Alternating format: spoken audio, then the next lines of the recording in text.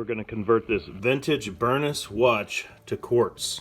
We've got broken teeth on the current movement, so we'll convert it over to quartz. We'll take the case and the dial from this old classic watch and put a new quartz watch in it. We'll remove the hands from this quartz watch. That way we can remove this dial. The quartz movement is the same size and will fit right into the watch. We'll remove the stem.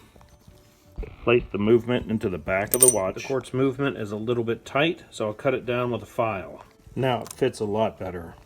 I'll place the second hand on and just verify that the battery and everything's functioning. On the back of the dial, I'll need to remove these pins that held it into the other movement. We'll cut them off with a flush cut pliers and file everything flat. Add some rubber cement to the back of the face. Place the dial. Now the face of the watch won't shake around. We'll take some of the shine off the hands with the sandpaper so it matches the face a little better. Now the hands will match a little better. Place the hour hand. Then the minute hand. The watch would not have come with a second hand, but I'm going to go ahead and put it on. Now this old watch is starting to get some new life. The original movement would have looked something like this with 17 jewels on it. This right here is a Timex watch without any jewels on it. This is a quartz watch. It's interesting that the new quartz watches will fit into the old watches. We'll put the old watch case on the watch now. Now it looks like it always has, but it's now maintenance free.